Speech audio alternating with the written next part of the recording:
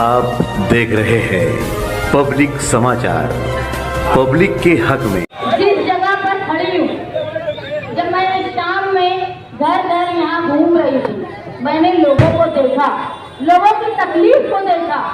यहाँ लोग परेशान हैं। ये जो डीपी पर 2 रोज पहले पावर की डीपी पे ये मुफ्ती साहब, वो शेख रशीद साहब, शेख आसिफ साहब की बातें चल रही थी। आज मैंने देखा वो डीपी आज भी बंद है। सिर्फ तकरीर और भाषणबाजी ये 25 सालों से मालेगांव शहर में हो रही है। ये तुम्हारी ताकत है कि आज तुम यहाँ इतनी तादाद में जमा हुए हो, और ये तादाद से उनको ऐसी अंगार लग रही है कि वो तुम्हारे स्पीकर के, तुम्हारे भोंगे के वायर खींच लेते। लेकिन ये निहाली दबदबा, ये समाजवादी सोच के लोग किसी अंटर पंटर के डर में डरने वाला नहीं है। इलाके के लोगों का सबसे बड़ा मसला जो था वो नशे के ताल्लुक से था। मैंने इससे पहले भी कहा कि जो लोगों को तुम नशे के धंधे में, नशे के कारोबार में फंसा रहे हो, लोगों को पूरी नस्लें खराब हो रही है इससे। तुम समझो कि अगर आज किसी का बच्चा, कोई लड़का नशा करता है तो आज तुमको एहसास नहीं हो रहा, लेकिन आगे जाके चंद सालों में ये हाल होगा कि घर से बेटी बहन जब निकलेगी तो वो महफूज वापस आती है या नहीं, इसका डर तुमको होगा। नशे की लानत को इस इलाके से खत्म करो, वरना तुम्हारी नस्लें खराब हो जाएंगी। और इसको बढ़ावा देने वाले वो पहले कांग्रेसी और आज जो अपने आप को बहुत बड़ा गुंडा समझते हैं, उनकी ताकत ये है कि जब उनके घर का एक आदमी फंसा गोली में तो वो चलेगा दूसरे के कदमों में गिर दे। वो क्या तुमको डराएंगे? तुम वो इलाके के लोग हो जहां मुंशी अब्दुल लतीफ साहब, जहां जिगर कच्ची, जहां नवाब मुकादम, जहां पर ऐसे लोग थे, अमीर खां पठान, ये वो लोग थे जिनका टूटी बोलता था। आज तुम बता दो, तुम्हारे इलाके के लोग बता दो कि तुम्हारे इलाके के लोगों में लीडरशिप बची है क्या?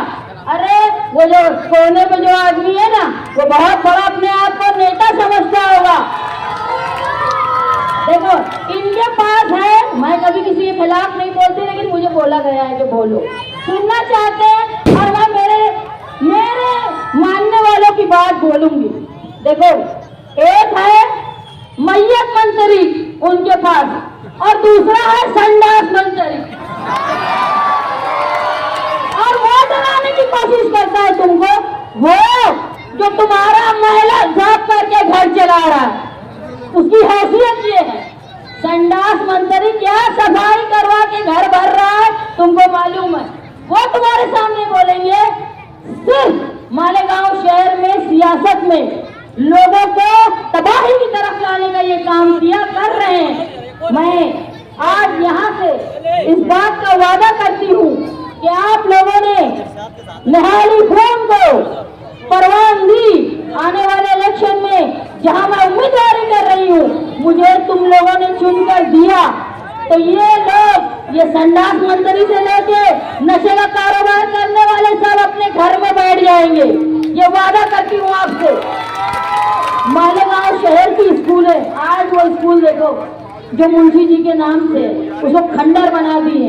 धीरे धीरे उसको भी नशे का अड्डा बनाएंगे। मैं खास तौर पे जावेद भाई को बोल रही हूँ, वो तुम्हारे खानदान के लोगों के नाम से है, उसको बचा लो।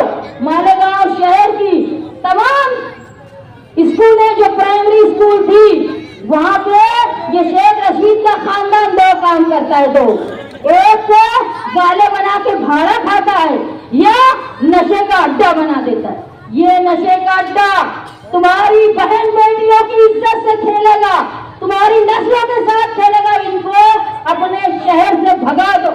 ऐसा करने वालों को, जब तुम्हारे बच्चे जब जाता है ना लड़का घर से बाहर, तो डर होता है कि कोई नशेड़ी उसको ब्लेड न मार दे, उसका मोबाइल, उसका पैसा, मेहनत की कमाई न छीन।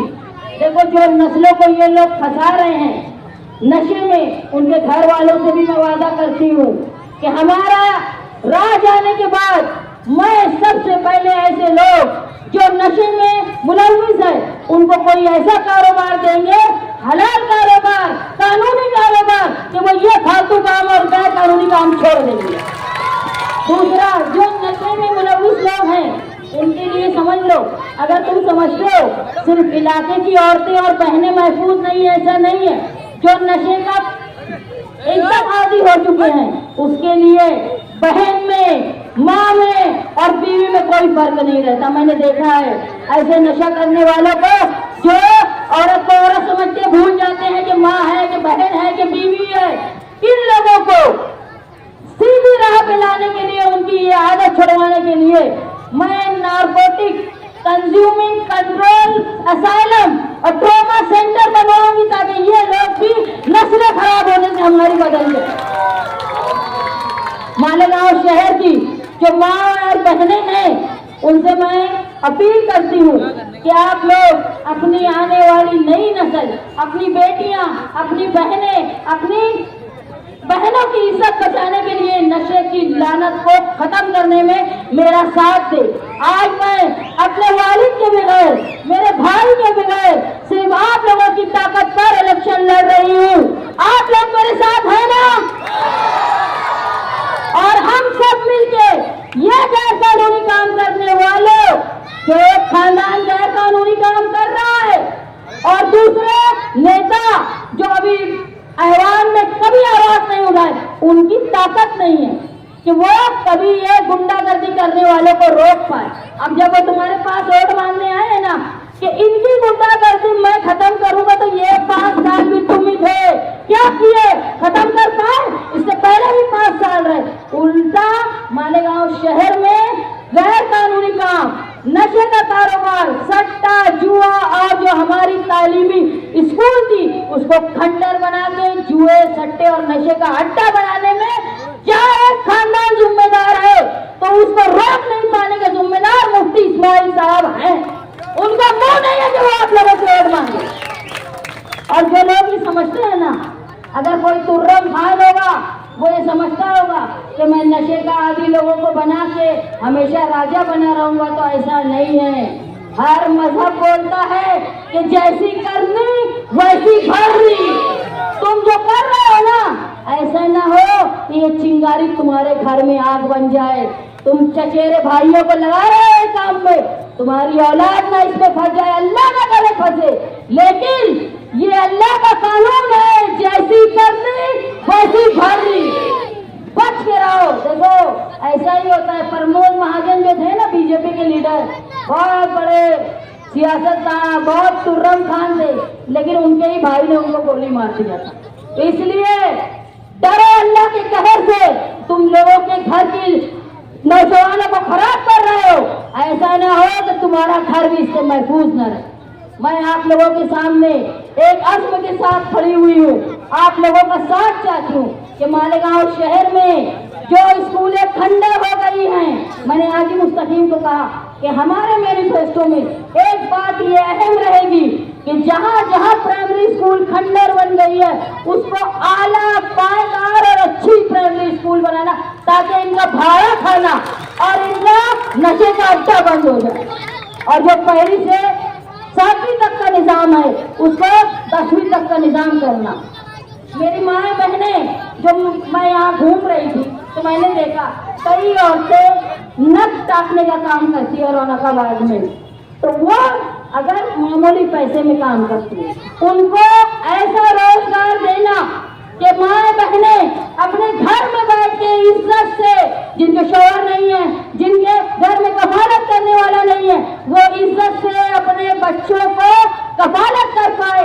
ऐसी पॉलिसी मालेगांव में ला के खवातीन को रोजगार दिया जाएगा, ये कोशिश मैं करूंगी। तुम्हारे यहाँ जो हॉस्पिटल वो तुर्रम खान मुफ्ती साहब बचा नहीं पाए ना, उसको वापस लाने का काम मैं आप लोगों की ताकत के साथ करूंगी, ये वादा करती हूँ। तुम्हारे घर के मरीजों को धूलिया, नासिक, बम्बई ना जाना पड़े, इसका काम मैं करूंगी। जो लोग पावर लूम के अलावा दूसरी सनत के लिए काम कर, दूसरे रोजगार चाहते हैं, वो अखिलेश यादव साहब से मांग करके मालेगांव शहर में कोई ऐसा प्रोजेक्ट ला के कि मालेगांव शहर के नौजवान तो नौकरी करने दूसरी जगह न जाना पड़े, वो अपने शहर में नौकरी करे, इसके लिए कोशिश करूंगी। आप लोग सब यहाँ आए, जिस इलाके में मैं तकरीर कर रही हूँ, जो लोग बिरादरी के नाम पे हमारे टुकड़े करते हैं ना, उनसे मैं पूछना चाहती हूँ, ये रौनकाबाद की बस्ती को 7/12 का उतारे का मालिक बनाने वाला निहाल अहमद है। एक घर बता देंगे, शेख रशीद, शेख आसिफ, तुमने एक घर को भी मालिक बनवाया।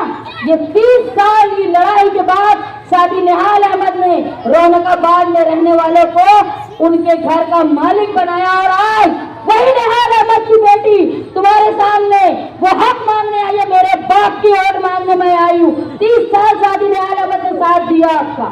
इस मर्तबा भले ही सादी निहाल अहमद नहीं है, बुलंद इकबाल नहीं है, लेकिन मैं आपके पास आई हूँ। जिस घर में तुम रहते हो ना, उसका मालिक निहाल अहमद ने बनाया है।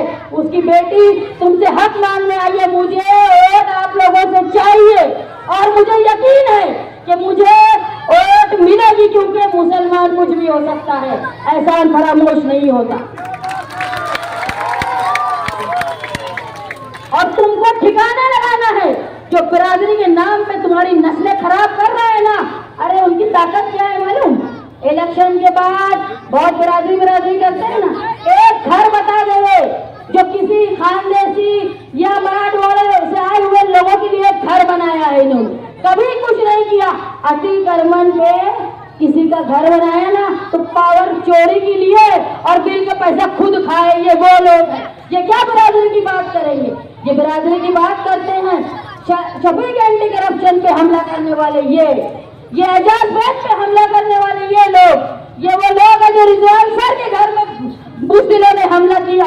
ये वो है जो मालिक अब्दुल मालिक यूनुस ईसा के ऊपर हमला किया। ये क्या बिरादरी का भरम भरेंगे? इनकी ताकत क्या है?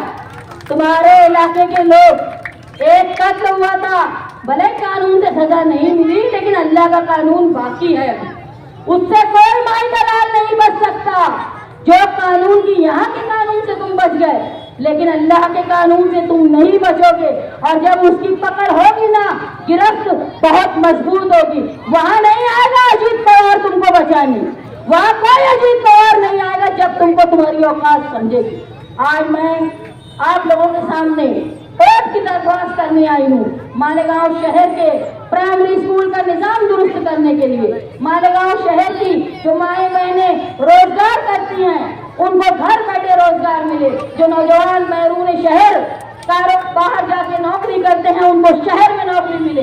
जो लोग नशे के बेकार कर रहे हैं, उनको सुधार के हलाल कमाई करने का मौका मैं आप लोगों के साथ मिलकर दूंगी, ये वादा करती हूँ। मालेगांव शहर में अच्छे अस्पताल का इंतजाम हो, ये कोशिश मैं करूंगी।